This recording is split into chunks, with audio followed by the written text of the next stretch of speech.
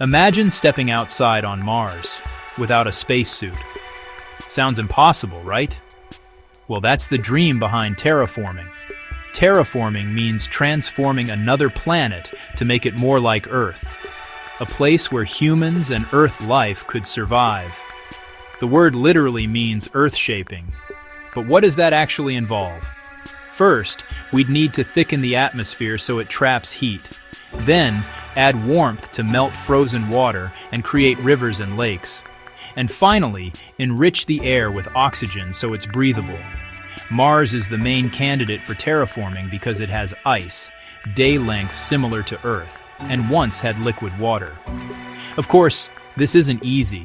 It could take centuries, massive technology, and unimaginable resources. But the idea inspires scientists, dreamers, and science fiction fans alike. Terraforming isn't just about making other worlds livable. It's about asking the big question: can humanity spread beyond Earth and build new homes among the stars? The term terraforming was first used in 1942 by science fiction writer Jack Williamson in a short story called Collision Orbit. He described altering planets to make them livable for humans. Before the word existed, the concept appeared in earlier sci-fi works, like H.G. Wells's The War of the Worlds, where aliens tried to change Earth's environment.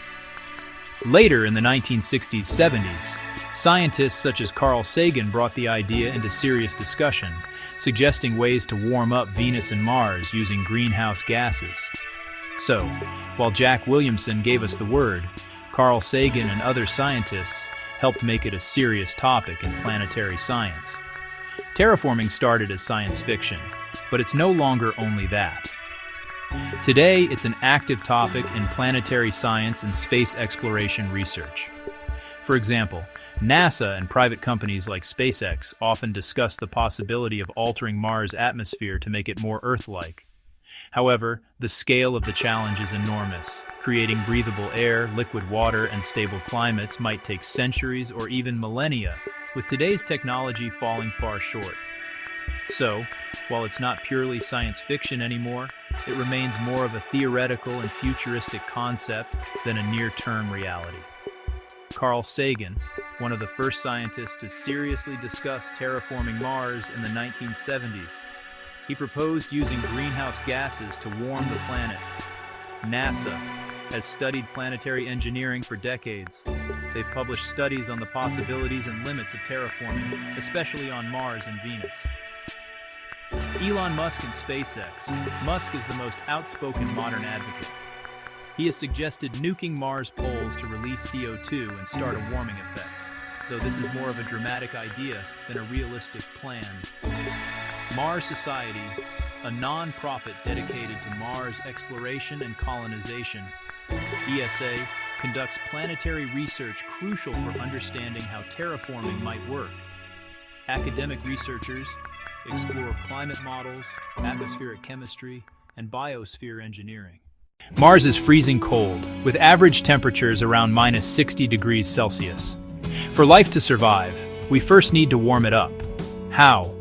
Scientists suggest releasing greenhouse gases, like carbon dioxide and methane, to trap more heat in the atmosphere. Some proposals include building giant solar mirrors in orbit to reflect sunlight onto the surface. Others are more extreme, like Elon Musk's controversial idea of setting off nuclear explosions at Mars poles to release frozen CO2. Whichever method we choose, the first challenge is simple. Turn Mars from an icebox into something closer to a greenhouse. Right now, Mars's atmosphere is about 100 times thinner than Earth's. That means no breathable air and almost no protection from radiation. By releasing trapped gases from the soil and ice, we could slowly thicken the atmosphere. Some scientists even propose importing ammonia-rich asteroids to release more gas.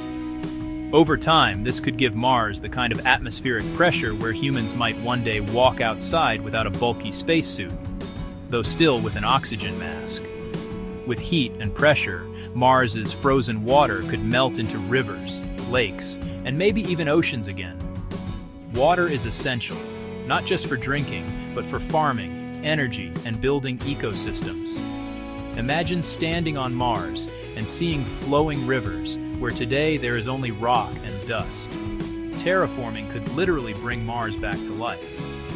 Heat it up, build pressure, bring back water. Next comes biology, the ultimate planetary catalyst. But water and air aren't enough. To truly change Mars, we'd need biology. This means introducing life forms, starting with hardy microbes, algae, and plants that can survive in harsh conditions. These pioneers would slowly convert carbon dioxide into oxygen through photosynthesis, making the atmosphere breathable over hundreds, even thousands of years. It would be the ultimate gardening project, planetary gardening. But water and air aren't enough. To truly change Mars, we'd need biology.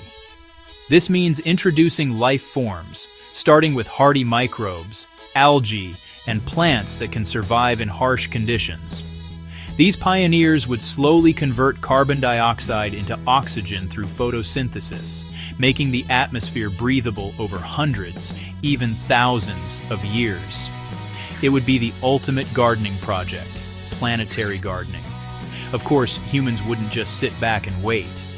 While terraforming is in progress, people would live in domes, tunnels, or shielded habitats. Over time, as the planet warms and the air thickens, cities could expand to the open surface. Imagine futuristic Martian cities with green parks, farmland, and entire communities living under an alien sky. Here's the catch. Mars doesn't have a strong magnetic field like Earth. That means solar radiation could strip away its atmosphere all over again.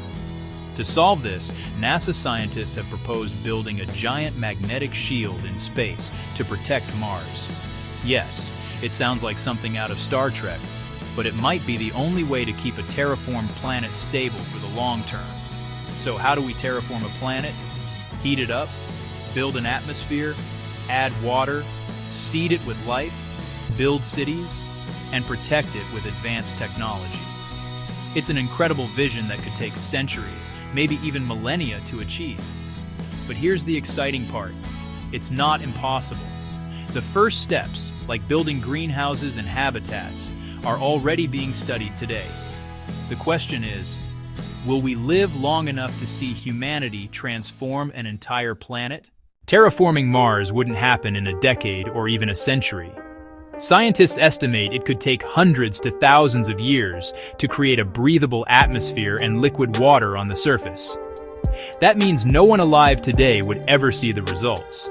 Financially, the cost could reach trillions of dollars, possibly more than the combined GDP of most nations. This raises a tough question. Is it worth investing so much on Mars when Earth itself faces urgent crises like climate change, rising sea levels, and resource scarcity? Right now, we don't have the technology to terraform Mars at scale. Some of the proposed methods sound almost impossible with current science.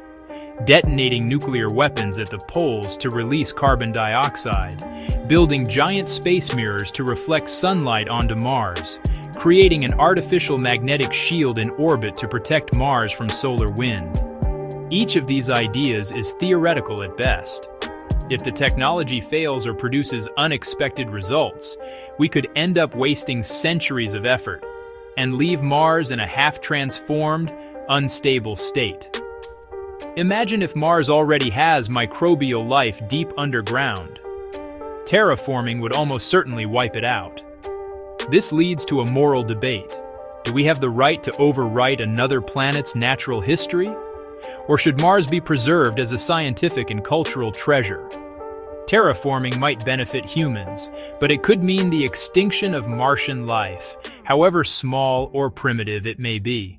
Earth's climate is already extremely complex, and we understand Mars' climate even less. Trying to engineer an entire planet could trigger unintended consequences. Toxic gases released during warming, uncontrollable weather systems like megastorms, an unstable atmosphere that collapses after centuries of effort. In other words, Mars could become a dangerous hybrid world. Not Earth-like, but not Mars anymore either. Colonists might end up in an environment that's actually more hostile than before. Even if we make progress, Mars will never be just like Earth. Problems include low gravity, 38% of Earth's, leading to long-term health risks like bone loss and muscle atrophy. High radiation, without a strong magnetic field, meaning deadly cancer risks. Dust storms, planet-wide, that could block sunlight for months and shut down solar power. Critics argue that terraforming is a luxury project for billionaires and space agencies while Earth faces urgent problems: climate change and global warming, deforestation and biodiversity loss, poverty, inequality, and resource shortages. Why pour trillions into Mars when the same resources could save our only home planet? If Mars becomes habitable, who owns it? Is it humanity's shared heritage? Or do nations and corporations stake their claim? Without global agreements, terraforming could spark legal disputes, space wars, or corporate monopolies. Elon Musk, for example, talks about making Mars independent of Earth, but would governments allow a private company to rule a whole planet? Terraforming Mars is one of humanity's boldest dreams, but it comes with massive risks: financial, technological, ethical, and political. We may be centuries away from making it happen, and along the way, we'll have to face a hard question. Should we spend all this energy creating a new Earth when we still haven't fixed the one we already have? Terraforming is one of humanity's most ambitious dreams, taking a lifeless world and turning it into something that looks and feels like Earth. And while it sounds like pure science fiction, scientists have actually outlined how we might be able to do it one day, especially on Mars. So let's take a journey step by step into how terraforming could actually be done.